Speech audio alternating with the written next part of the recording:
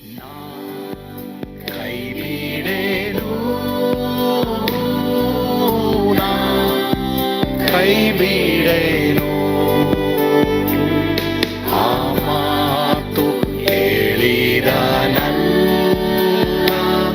ತಾ ಹೇಳಿದ ನಲ್ಲವೇ. ನಾ ಕೈ ಬಿಡೇನು, ನಾ ಕೈ ಬಿಡೇನು, ಆ ಮಾತು ಹೇಳಿದ ತಾ ಹೇಳಿದ ನಲ್ಲವೇ. ಯೇಸು ಕೈ ಬಿಡನು ದೈನಂದಿನ ಸತ್ಯವೇದ ಅಧ್ಯಯನಕ್ಕೆ ನಿಮ್ಮೆಲ್ಲರನ್ನು ಆಹ್ವಾನಿಸುತ್ತೇನೆ. ಇಂದು ನಾವು ಆದಿಕಾಂಡ 40ನೇ ಅಧ್ಯಾಯ 1ರಿಂದ 6ನೇ ವಚನವನ್ನ ಧ್ಯಾನ ಮಾಡಲಿದ್ದೇವೆ. ಅವರು ಚಿಂತೆ ಉಳ್ಳವರಾಗಿ ಕಾಣಿಸಿದರು. ಸರಿ, ಈಗ ಓದ್ಕೊಳ್ಳೋಣವಾ? ಈ ಸಂಗತಿಗಳಾದ ಮೇಲೆ ಐಗುಪ್ತ ದೇಶದ ಅರಸನಾದ ಫರೋಹನಿಗೆ ಪಾನಕ ಕೊಡುವವನು, ಭಕ್ಷ್ಯಗಳನ್ನು ಮಾಡಿಕೊಡುವವನು ತಮ್ಮ ದಣಿಗೆ ವಿರೋಧವಾಗಿ ಯಾವುದೋ ತಪ್ಪು ಮಾಡಿದ್ರಿಂದ ಫರೋಹನು ಆ ಇಬ್ಬರು ಉದ್ಯೋಗಸ್ಥರ ಮೇಲೆ, ಅಂದರೆ ಪಾನದಾಯಕರಲ್ಲಿ ಮುಖ್ಯಸ್ಥನ ಮೇಲೆಯೂ ಭಕ್ಷ್ಯಕಾರರಲ್ಲಿ ಮುಖ್ಯಸ್ಥನ ಮೇಲೆಯೂ ಕೋಪ ಮಾಡಿ ಅವರನ್ನು ಮೈಗಾವಿಲಿನವರ ದಳವಾಯಿಯ ಮನೆಯೊಳಗೆ ಕಾವಲಿನಲ್ಲಿ ಇರಿಸಿದನು. ಅದು ಯೋಸೇಫನ ಬಿದ್ದಿದ್ದ ಸೆರೆಮನೆಯೇ. ದಳವಾಯಿ ಯೋಸೇಫನನ್ನು ಅವರ ಉಪಚಾರಕ್ಕೆ ನೇಮಿಸಿದ್ದರಿಂದ ಯೋಸೇಫನು ಅವರಿಗೆ ಸೇವೆ ಮಾಡುವನಾದನು. ಹೀಗೆ ಅವರು ಕೆಲವು ಕಾಲ ಕಾವಲಿದ್ದ ಮೇಲೆ ಅವರಿಬ್ಬರಿಗೂ, ಅಂದರೆ ಐಗುಪ್ತ ದೇಶದ ಅರಸನು ಸೆರೆಯಲ್ಲಿ ಹಾಕಿಸಿದ ಪಾನದಾಯಕನಿಗೂ ಭಕ್ಷ್ಯಕಾರನಿಗೂ ಒಂದೇ ರಾತ್ರಿ ಕನಸು ಬಿತ್ತು. ಅವರವರ ಕನಸಿಗೆ ಬೇರೆ ಬೇರೆ ಅರ್ಥವಿತ್ತು. ಬೆಳಿಗ್ಗೆ ಯೋಸೇಫನು ಅವರ ಬಳಿಗೆ ಬಂದಾಗ ಅವರು ಚಿಂತೆ ಉಳ್ಳವರಾಗಿ ಕಾಣಿಸಿದರು. ಈಗ ಈ ತಪ್ಪಾದ ಸ್ಥಳ ಸೆರೆಮನೆ. ಯೋಸೇಫನ್ ಮಾಡದೇ ಇರೋಂಥ ತಪ್ಪಿಗೆ ಸೆರೆಮನೆಯಲ್ಲಿ ಇದ್ದಾನೆ, ಆದ್ರೆ ದೇವರು ಅವನ ಸಂಗಡ ಇದ್ದಾರೆ. ಹೀಗಾಗಿ ಆ ಸೆರೆ ಯಜಮಾನನು ಎಲ್ಲ ರೆಸ್ಪಾನ್ಸಿಬಿಲಿಟಿ ಇವರಿಗೆ ಒಪ್ಪಿಸ್ಬಿಟ್ಟಿದ್ದಾನೆ. ಎಲ್ಲೇ ಕೆಲಸ ಮಾಡ್ರಿ, ನೀವು ಹೈಯರ್ ಪೊಸಿಷನ್ ಇರ್ಬೇಕನ್ನೋದು ದೇವರ ಚಿತ್ತವಾಗಿದೆ. ಆದ್ರೆ ತ್ಯಾಗ ಮಾಡಬೇಕು, ನಂಬಿಗಸ್ತರಾಗಿರ್ಬೇಕು, ತಪ್ಪಿಗೆ ತಲೆ ಬಾಗಬಾರ್ದು. ಮಾತ್ರೊಳ್ಳೆ ನಿಮ್ಮ ಹತ್ರ 100 ಜನ ಇಲ್ಲದೆ ಹೋದ್ರು, ನೀನೊಬ್ಬನೇ ನಿಲ್ಬೇಕಾಗಿದ್ರು, ದೇವ್ರು ನಿನ್ ಸಂಗಡ ಇರೋದನ್ನ ನೀನ್ ನೋಡ್ಕೊ. ಈಗ ಯೋಸೇಫನು ಯಾವ ಒಂದು ಸೆಲ್ ನಲ್ಲಿ ಇದ್ನೋ, ಈ ದಳವಾಯ ಮೈಗಾಲಿನವರ ಮನೆಯಲ್ಲಿ ಕಾವಲಿರಿಸಿದ್ನೋ, ಅದೇ ಕಾವಲಿನಲ್ಲಿ, ಅದೇ ಒಂದು ಸೆಲ್ ನಲ್ಲಿ ಇಬ್ರು ಇದ್ರು. ಇವರಿಬ್ರು ಯಾರಂತಂದ್ರೆ, ಇವ್ರು ತಪ್ಪು ಮಾಡಿದವರು, ಅಥವಾ ಇಬ್ರಲ್ಲೊಬ್ರು ತಪ್ಪು ಮಾಡಿದವರು, ಅಥವಾ ಇಬ್ರು ತಪ್ಪು ಮಾಡಿದವರು ಎಂಬುದಾಗಿ ನಾವು ನೋಡ್ತೇವೆ. ಸರಿ, ಈಗ ಇವರು ಏನ್ ತಪ್ಪು ಮಾಡಿದ್ರು? ಪಾನದಾಯಕನು ಭಕ್ಷ್ಯಗಾರನು, ಅಂದ್ರೆ ಫರೋಹನಿಗೆ ಇವರು ಊಟ ಕೊಡ್ತಾ ಇದ್ದವರು, ಮತ್ತೆ ಪಾನವನ್ನ ಕೊಡ್ತಾ ಇದ್ದವರು. ಇವರು ಏನೋ ಒಂದು ತಪ್ಪು ಮಾಡಿ ಸಿಕ್ಕಾಕೊಂಡಿದ್ರಿಂದ ಇವ್ರನ್ನ ಜೈಲಿನಲ್ಲಿ ಫರೋಹ ಇಟ್ಟಿದ್ದ. ಯೋಸೇಫನ್ ಇವ್ರಿಗೆ ಸೇವೆ ಮಾಡ್ತಾ ಇದ್ದ. ಬಟ್ ಒಂದು ದಿನ ಇವರಿಬ್ಬರಿಗೂ ಕನಸು ಬೀಳ್ತದೆ, ಆದ್ರೆ ಕನಸಿನ ಅರ್ಥ ಇವರಿಗೆ ಗೊತ್ತಿರಲಿಲ್ಲ.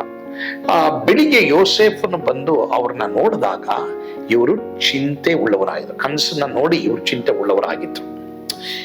ಇವರು ತುಂಬಾ ಕಷ್ಟ ಉಳ್ಳ ಅದೇ ತರ ದುಷ್ಟ ವ್ಯಕ್ತಿಗಳು ಸಹ ಇವರಾಗಿದ್ರು.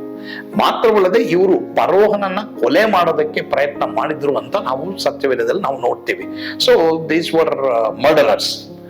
ಒಂದು ವೇಳೆ ಅರಸನಿಗೆ ಈ ಒಂದು ಭಕ್ಷ್ಯಗಳನ್ನ ಕೊಡುವಾಗ ಅದು ಒಂದು ವೇಳೆ ಅವ್ರ ತಪ್ಪೇನಾಗಿತ್ತು ನೋಡಿ, ಈ ಭಕ್ಷ್ಯಗಾರನು ಸತ್ತಂತ ಎಲುಬಿನ ಮೇಲೆ ಏನು ಬಿತ್ತೋ ಏನೋ ಗೊತ್ತಿಲ್ಲ, ಒಬ್ಬನು ಏನೋ ಒಂದು ತಪ್ಪನ್ನ ಅಲ್ಲಿ ಮಾಡ್ತಾನೆ. ಅಂದ್ರೆ ಏನ್ ತಪ್ಪನ್ನು ಮಾಡ್ತಾರೆ?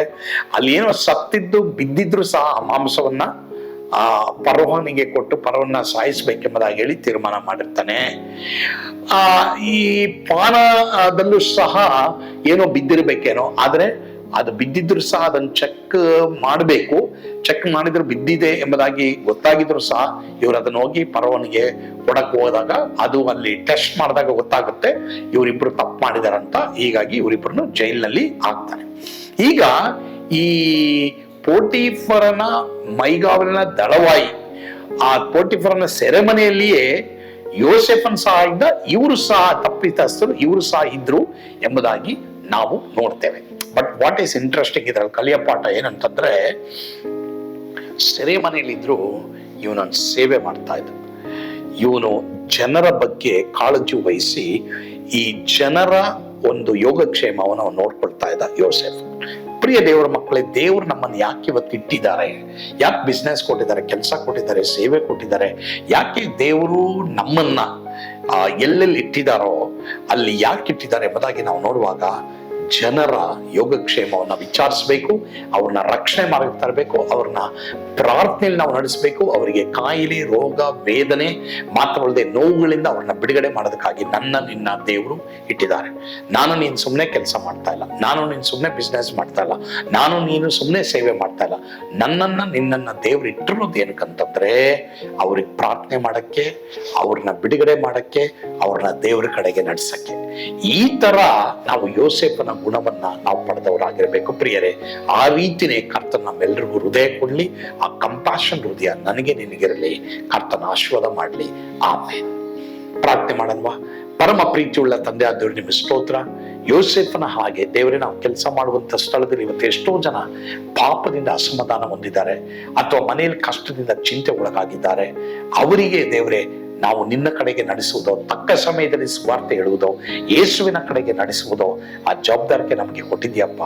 ಆ ಜವಾಬ್ದಾರಿಕೆಯನ್ನು ನಾವೆಲ್ಲರೂ ನೆರವೇರಿಸುವಾಗ, ಅಯ್ಯೋ ಸುವಾರ್ತೆಯನ್ನು ಸಾರದಿದ್ದರೆ ನನ್ನ ಗತಿಯನ್ನು ಏನು ಹೇಳಲಿ ಎಂಬುದಾಗಿ ಪೌಲನು ಹೇಳಿದ ಹಾಗೆ, ನಾವು ದೇವರೇ ಇರುವುದು ದೇವರೇ ನಮಗಾಗಿ ಅಲ್ಲ, ದೇವರೇ ನಿನಗಾಗಿ ಮತ್ತೆ ಮತ್ತೊಬ್ಬರಿಗಾಗಿ ಎಂಬುದಾಗಿ ನೆನೆಸ್ಕೊಂಡು ಹೇಗಾದ್ರೂ ಮತ್ತೊಬ್ಬರನ್ನ ಸಮಾಧಾನಕರ್ತನಾದ ನಿನ್ನ ಬಳಿಗೆ ನಡೆಸುವಾಗ ನಮ್ಮೆಲ್ಲರೂ ಕೃಪೆ ಕೊಡು.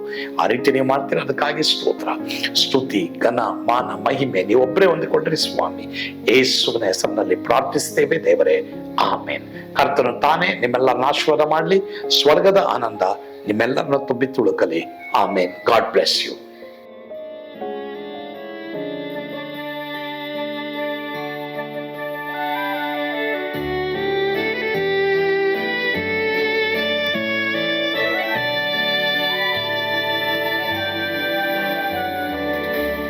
ಎಂತ ಅದ್ಭುತವಾದ ದಿನ, ನಾನೆಂದಿಗೂ ಮರೆಯೇನು. ಪಾಪಂಧಕಾರದೊಳ್ ಅಲೆದೇನ, ರಕ್ಷಕನ ಕಂಡೇನು. ಕೋಮಲ ಕರುಣೆಯುಳ್ಳ ಯೇಸು ಎನ್ ಕೊರತೆ ನೀಗಿದ. ಕತ್ತಲೆ ಹೋಯಿತು, ಜ್ಯೋತಿಯು ಮೂಡಿತು, ನಾನೀಗ ಧನ್ಯನಾದೆ. ಸ್ವರ್ಗದ ನಂದ ಎನ್ನಾತ್ಮ ತುಂಬಿತು, ಶಿಲುಬೆನಾದ ಎನ್ ಸ್ವಸ್ಥ ಕೈದನು.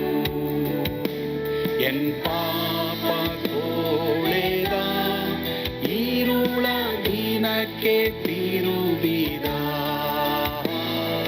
ಸ್ವರ್ಗದ ನಂದ ಎನ್ನಾತ್ಮ ತುಂಬಿತು.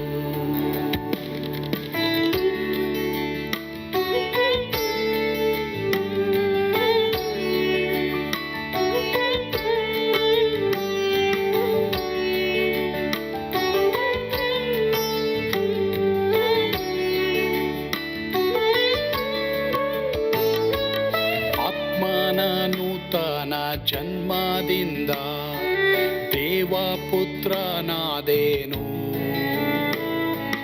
ನೀತಿ ನಿರ್ಣಯವ ಹೊಂದಿದೇನು, ಭಾಗ್ಯವಂತನಾದೇನು.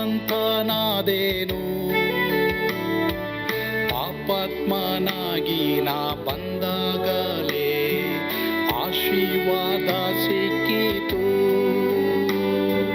ಕೃಪೆಯ ಮೂಲವೇ ರಕ್ಷಣೆ ಹೊಂದಿದೆ, ಸುನಾಮ ಕೊಂಡಾಡುವೆ. ಸ್ವರ್ಗದ ನಂದ ಎನ್ನಾತ್ಮ ತುಂಬಿತು, ಶಿಲುಬೆನಾದ ಎನ್ ಸ್ವಸ್ಥ ಕೈದನು. ಎನ್ ಪಾಪ ತೋಳೆದ, ಈರುಳ ದಿನಕ್ಕೆ ತಿರುಗಿದ. ಸ್ವರ್ಗದ ನಂದ ಎನ್ನಾತ್ಮ ತುಂಬಿತು.